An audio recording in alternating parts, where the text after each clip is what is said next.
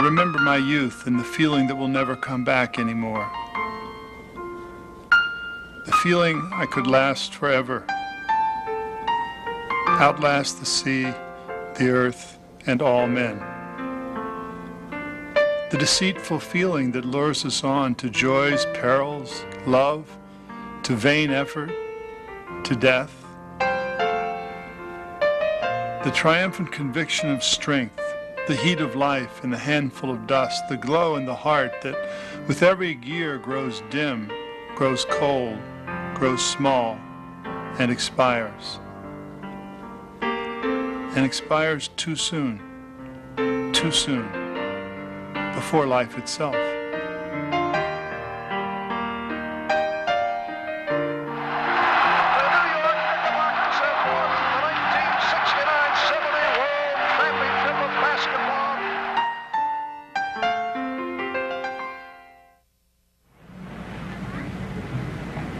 Bill Bradley is a basketball player with the New York Knickerbockers of the National Basketball Association. But already they are comparing him with legendary athletes of the past. Sports writers call him Captain Everything and write that someday he may become President of the United States. I was supposed to be the White Hope. I was supposed to come and save the Knicks.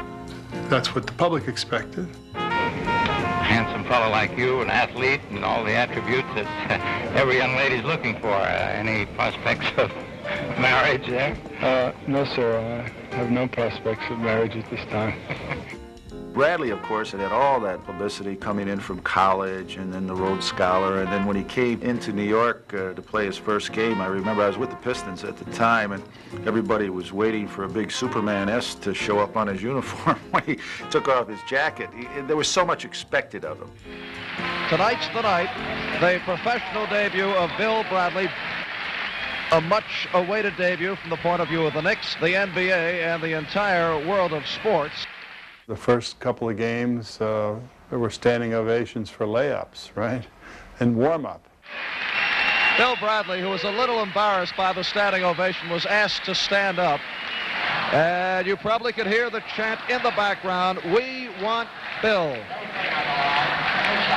In the forecourt, Lee to Bradley, right side, a pass is overthrown. 3-on-1 break for the Knicks, and Bradley threw it away. Rebound tip for the baseline to Bradley. It puts it up and misses again. And the rebound is to Clark. And Bradley's 20 feet behind. I was too slow. I was not quick enough to play defense. I didn't quite know what I was supposed to be doing or how. I didn't fit in, and I couldn't cut it. And then, of course, when I didn't produce, the crowd turned on me. People would throw coins at me or spit on me, and people would accost me in the streets, and cab drivers would tell me I was a bum, and it was tough. It was a tough year because it was an utter failure.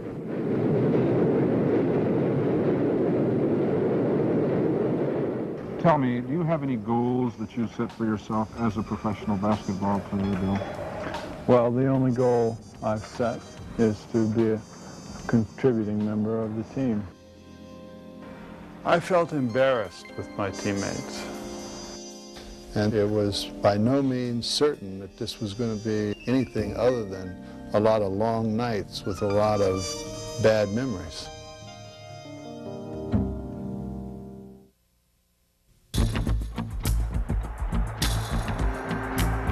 At the forward, number 22, Dave DeBusschere.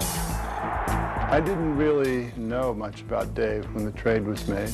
I knew that the Knicks were struggling.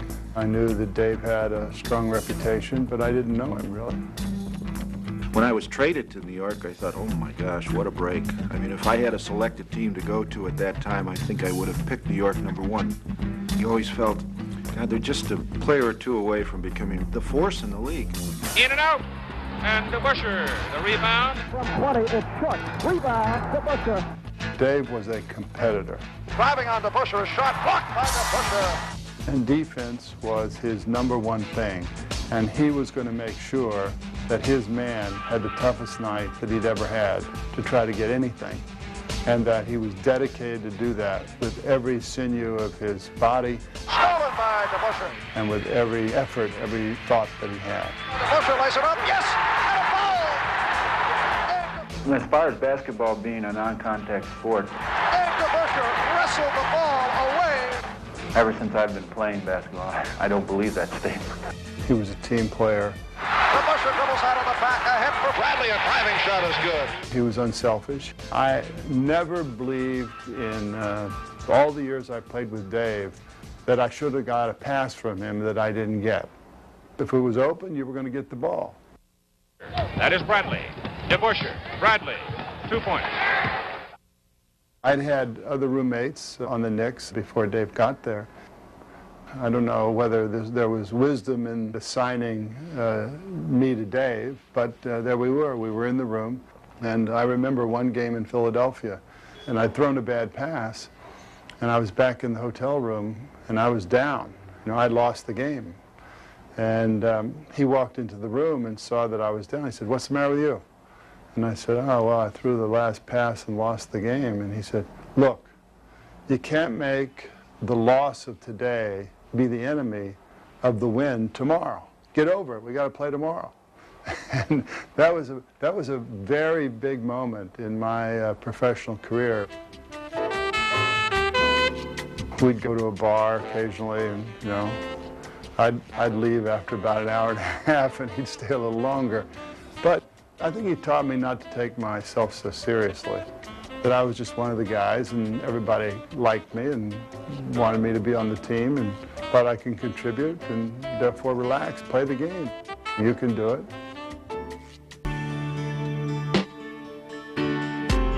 I once joked that I'd spent more nights in a room with Dave DeBusschere than I had with my wife. And that was true during the early years of my marriage. We went to museums. We just did a lot of different things just to pass the time, and we had a lot of discussions. And we just got to develop a strong friendship. Dave is, if not the, one of the most important members of the Knicks, and I think that he's one of the best players ever to play, and certainly one of the finest teammates to have. He was the missing piece to our team.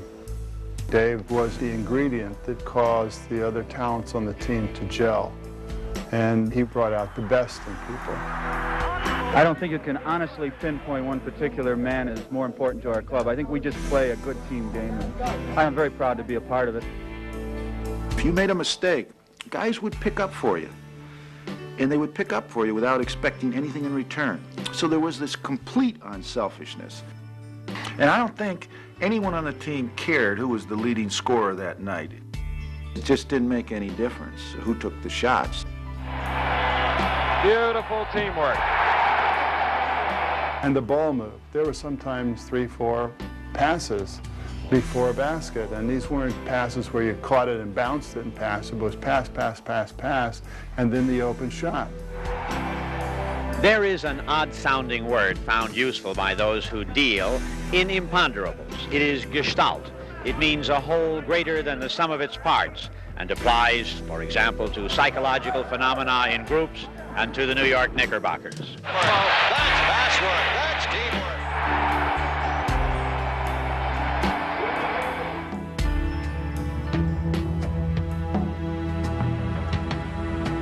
Tonight, from Madison Square Garden in New York City, the Los Angeles Lakers, faced by their superstars Wilt Chamberlain, Jerry West, and Elgin Baylor, meet the New York Knicks, seeking their first NBA championship.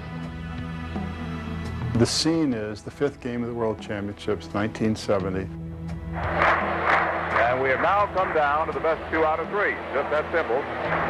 And let's see what happens tonight. I mean, you're against Elgin Baylor, Jerry West, and Wilt Chamberlain. And Willis is our center. Willis was the captain and the guy that was the go-to guy in critical situations and the biggest player on the floor. And somewhere in the second quarter, Willis goes down. On the play, and Willis is hurt. So they take him off the floor. He's obviously finished. 49-35 the score in favor of the Lakers. Goes to Chamberlain, low post against Nate Bowman. Bowman reaches again. Chamberlain fakes on him, turns. The one-hander is good. Chamberlain's incredibly accurate tonight. L.A. with a chance to really pile it up here now. Oh my God, how are we gonna go against these guys without a real good center? No one felt we could win. The Knicks need a big performance from somebody. Reed is out with an injury, it looks serious, and the Knicks are going to have to find a miracle man. They kind of say, well, you know, what are we going to do now? Who's going to take Chamberlain? Well, there he is. Dave's going to take Chamberlain. The Knicks, under any ordinary circumstances, not considered a big basketball team. And right now, they are a very small basketball team with 6'6.5" Dave DeBusschere against 7'1" Will Chamberlain. When I can't see over a man's shoulder and I'm trying to guard him, it's quite an eerie feeling. All I tried to do was just stay between him and the basket. Now to Chamberlain, low post against DeBusschere. Double team with Cassie Russell. He drives on DeBusschere, foul call, Chamberlain. Dave DeBusschere stood his ground against that big man. You couldn't see Dave behind Chamberlain, but you knew that every fiber of his strength and body were right there with that forearm to prevent him from taking the steps that he would take to score at will. Dave has done a tremendous job covering Chamberlain. He's inside to Chamberlain, boxed out by DeBusschere. Cross-court pass, Tatum. Frazier. New York ball. Goes to the midcourt line, down to DeBusschere. Drives the head of the field, down the lane, layup is good. Incredible defense by the Knicks. He instilled strength and courage in his teammates. It's taken by Garrett of the Lakers. He bullets one down, Clinton is in, is sent it by DeBusschere. Fast break for the next to McGrath. Leads Reed, driving shot is good. It is sheer bedlam here at Madison Square Garden. When we started getting close and the crowd started building into a very emotional pitch, we too got very emotional, and we could sense that we could win the game. Bradley, the 20, he jumped, yes! And for the first time tonight, the Knicks lead the Lakers in what has been an astonishing basketball game.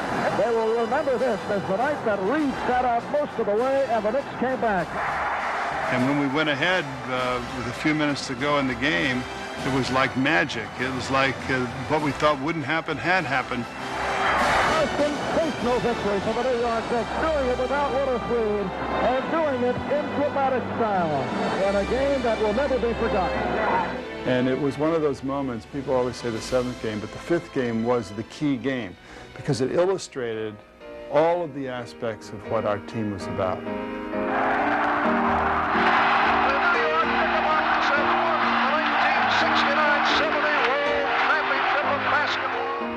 We all, when it came down to it, wanted to win and play together to win, and that's what we did tonight. That's what makes me so very happy, because that's the way basketball should be played. That's why I'm playing basketball. And all the players, you spend all these months together, all these travel times together, away from your family, and it all comes together at that moment when you know that you're the best in the world. When you look at each other with the gratification and deep feeling, it's just a wonderful, glorious moment. There was nothing like playing basketball with the Knicks, unselfishly. There was nothing like that in my life. And the reason was, it was something that was a complete sharing. And how often in life does that ever happen? Willis hooked by Bradley, and that's the story. The New York Knicks have defeated the Los Angeles Lakers, and they race off the court with the 1973 World Championship, winning their second championship of all time, their second within 4 years. How about Bill Bradley?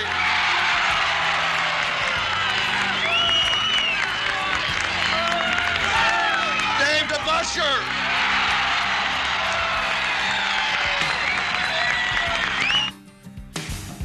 I think the older you get, the injuries come a little quicker and they last a little longer. I realize that I'm going to be playing my last season as an active player. I find it extremely difficult now, playing 2 and 3 games in a row. DeBusschere hobbling off toward the sideline.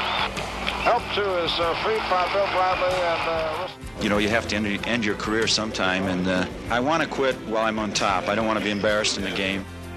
I saw a ball up by the rim. Should be instinctively, just go up and grab it. and I just couldn't get there.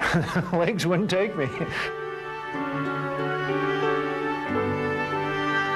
When he retired that night, I realized that an era had ended, that all the happy nights of exhaustion and exhilaration of championships and all of the camaraderie of roommates, that it was over. And it was a sad night in that respect, because for me personally, it was the end of something very special and important in my life.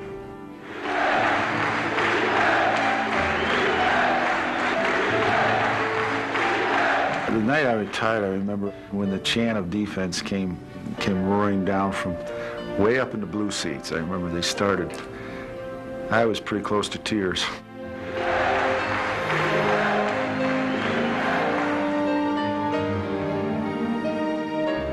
Most of us stayed around for a while, longer, but it wasn't the same.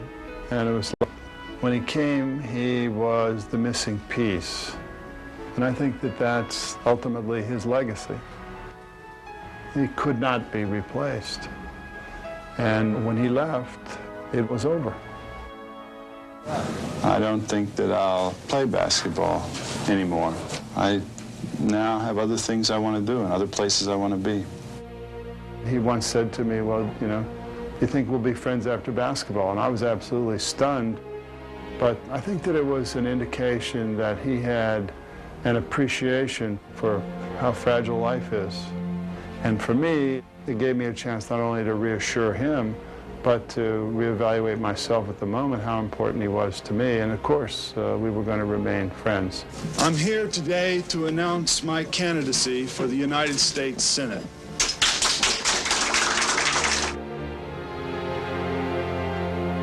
One of the most moving moments in my life was when I was sworn into the Senate, and there he was. There he was up in the chamber. Dave, on behalf of your teammates, I want to present you with a silver tray. It expresses our respect for you as a person, for your strength, and for your honesty. It also expresses our appreciation to you for the screens and the passes and the rebounds and most of all the defense.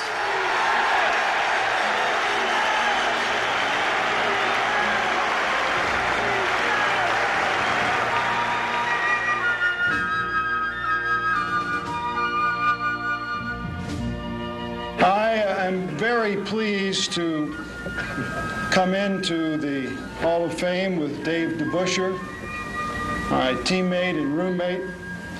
I felt that it was only appropriate. For about 6 years, I used to walk behind Dave DeBusschere and say, yes, sir, and carry his bag around the league, so why shouldn't I carry his bag into the Hall of Fame?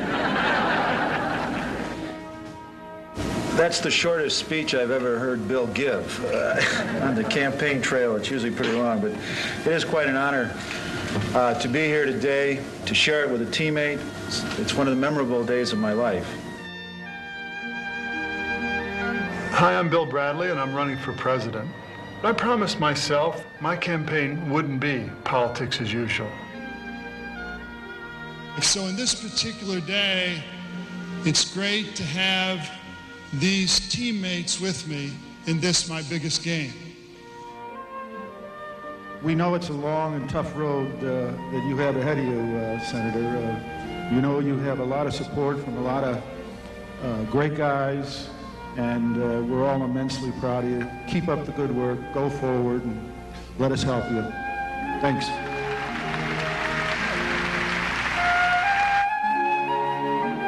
He's a Hall of Famer who played a key role on both Knicks teams that won NBA titles, but sadly today fans are mourning the death of Dave DeBusschere, who died of a heart attack in Manhattan this afternoon. He was 62. DeBusschere helped transform the Knicks into champions, and his number 22 will forever hang from the rafters at Madison Square Garden. I couldn't believe it when I heard it. What? He died? It was incredibly painful to write the eulogy, and sad. And there were a lot of tears. But to try to convey to the people what I felt about Dave DeBusschere was my chance of giving him something still. When I saw the newspaper stories after Dave's death, one photo caught my eye. It was of Dave driving to the basket, legs sturdy, shoulders strong, shock of dark hair matted with sweat, and a face full of his unique determination. As I looked at it, I was reminded of a time when we were all younger, and there was a magic about life. A magic about life. And I miss the fact that I can't get on the phone and call him. I miss his calls to me. I miss not seeing him. In the same way you'd miss the loss of a brother, because in a way he was my big brother. Dave believed that once good players have put on their uniforms, everything else about them, race, ethnicity, personal history, off-court style, fades into the background. It's a time to play together, and we did. Dave will always be with me. I mean, he's with me as much today as he was 10 years ago. And what you shared and the memories of what you shared will always be alive in you. So I say to my big brother, be proud. You brought all these things to the many lives you touched. Goodbye. We'll miss you, number 22. May God grant you a peaceful journey.